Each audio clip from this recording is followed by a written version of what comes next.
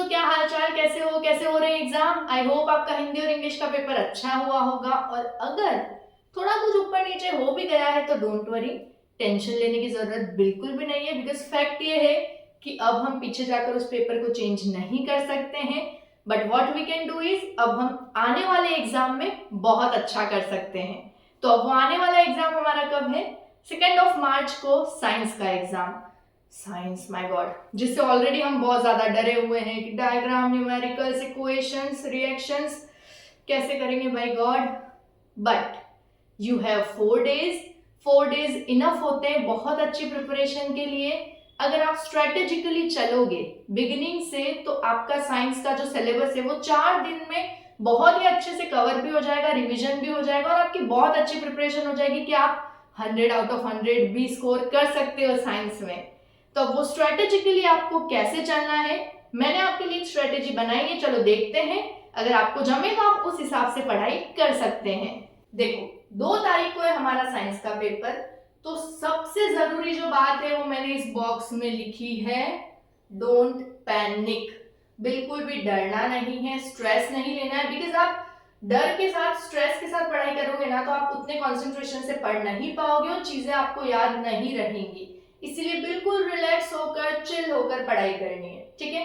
अब हमारे पास है 4 दिन और 3 सब्जेक्ट, बायोलॉजी, फिजिक्स और केमिस्ट्री। 27, 28 और 29 फर्स्ट के जो 3 दिन हैं, इन 3 दिन में हम हमारे तीनों सब्जेक्ट को कवर करेंगे।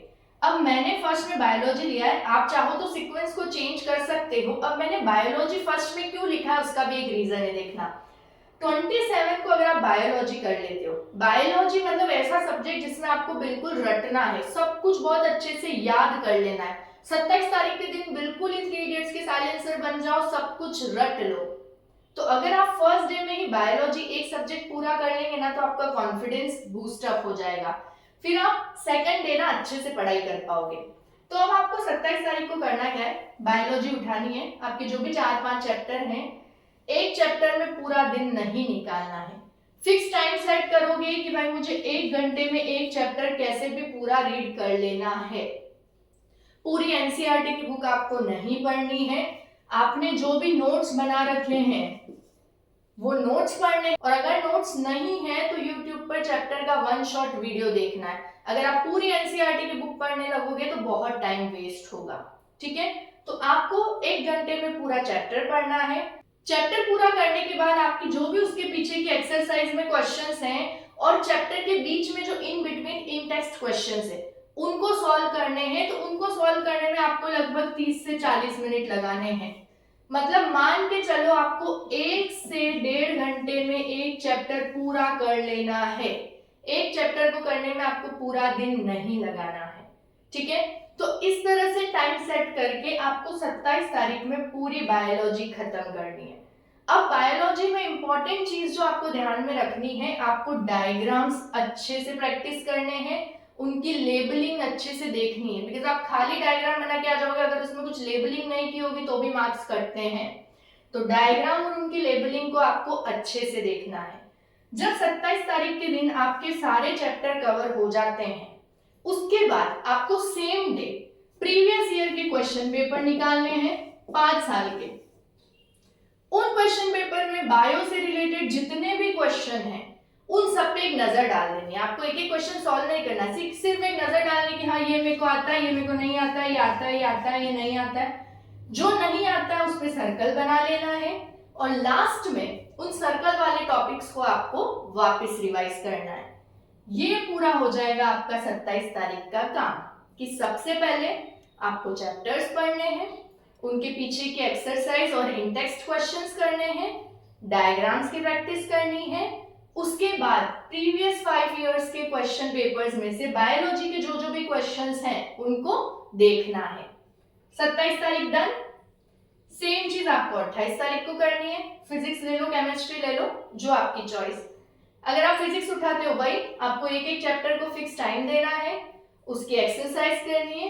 फिजिक्स में आपको न्यूमेरिकल की प्रैक्टिस ज्यादा करनी है, क्योंकि न्यूमेरिकल बनाकर भी आते हैं, तो आप रटोगे तो उससे काम नहीं चलेगा। आपको प्रैक्टिस करनी पड़ेगी, कॉन्सेप्ट क्लियर करने पड़ेंगे, ताकि उससे रिलेटेड कुछ भी चेंज होकर न्यूमेरिकल न्यूमेरिकल आए तो आप उसको सॉल्व कर पाओ। सेम कोर्स करने के बाद आपको प्रीवियस 5 ईयर के क्वेश्चन पेपर उठाने हैं, फिजिक्स से रिलेटेड जितने भी क्वेश्चंस हैं उनको सॉल्व करना है, जो नहीं आ रहे हैं उनको सर्कल मार्क करना है और उसको फिर वापस से देखना है। फिर फिजिक्स के बाद नेक्स्ट डे आते हैं अपन केमिस्ट्री पर। सेम पैटर्न, केमिस्ट्री में आपको रिएक्शंस की प्रैक्टिस करनी है, उनको अच्छे से फोकस करना है और फिर वही सारे चैप्टर्स होने के बाद प्रीवियस 5 इयर्स के क्वेश्चन पेपर उठाकर केमिस्ट्री से रिलेटेड जो जो भी क्वेश्चंस हो उनको एक नजर घुमानी है। ये सारा काम आपको शुरू के 3 दिन में पूरा कर लेना है, 27, 28 और 29 में। फिर आते हैं अपन 1 तारीख को, जो है हमारा सबसे इंपॉर्टेंट दिन। इफ इन केस आपका कोई भी 1-2 चैप्टर छूट जाते हैं तो सबसे पहले तो 1 तारीख को आपको उन चैप्टर्स को कंप्लीट करना है, ठीक है। उसके बाद जो सबसे जरूरी काम है वो है हमारा रिवीजन। रिवीजन बहुत जरूरी है, वरना आप भूल जाओगे जितना भी आपने पढ़ा है। तो आप 100% कोर्स का रिवीजन कर लो, ये पॉसिबल नहीं है। तो जो जो भी इंपॉर्टेंट टॉपिक्स हैं, इंपॉर्टेंट न्यूमेरिकल्स हैं, इक्वेशंस हैं, डायग्राम्स हैं, रिएक्शंस हैं, उनका हमें सबसे पहले रिवीजन करना है। दूसरी सबसे जरूरी चीज, रिलैक्स रहना है, नॉर्मल रहना है, पैनिक बिल्कुल भी नहीं करना है, बराबर से खाना खाना है, पूरी नींद लेनी है ताकि अगले दिन हम फ्रेश उठकर एग्जाम देने जाएं, ताकि एग्जाम हॉल में जाकर हम कुछ भी भूलें नहीं। क्योंकि अगर आप पैनिक करोगे, सुस्ती में रहोगे, नींद पूरी नहीं होगी तो बहुत ज्यादा चांसेस होते हैं कि आपने जो पढ़ा हुआ है वो भी आप भूल जाओ। इसीलिए बहुत ही नॉर्मल रहना है, कोई टेंशन नहीं लेनी, 4 दिन इनफ है, आपकी अच्छे से प्रिपरेशन हो जाएगी। स्ट्रेटेजिकली चलना है, फिक्स टाइम टेबल के साथ चलना है। कभी केमिस्ट्री पढ़ रहे हो, कभी फिजिक्स पढ़ रहे हो, कभी बायो पढ़ रहे हो, अगर इस तरह से पढ़ोगे तो सब कुछ मिक्स हो जाएगा। आपको एक स्ट्रेटेजी के साथ चलना है, हर एक दिन की एक स्ट्रेटेजी बनानी है। देखो, आपको दिन में 8-9 घंटे तो पढ़ना ही पड़ेगा और एग्जाम में हम 3 दिन इतना पढ़ सकते हैं क्योंकि हमारे पास इतना कोर्स भी है। हर चैप्टर को 1 से 1.5 घंटा दे के पढ़ो, शांति से पढ़ो, फ्री माइंड से पढ़ो, किसी तरह की कोई टेंशन आपको नहीं लेनी है। अंडरस्टैंड? होप ये वीडियो आपके काम आएगा। बिल्कुल भी पैनिक नहीं करना है, आपका पेपर बहुत अच्छा होने वाला है, आपका एग्जाम बहुत अच्छा आने वाला है और आप सबके साइंस में बहुत अच्छे मार्क्स आने वाले हैं। So yeah, that's all for today. Thank you for watching and very best of luck for your exam.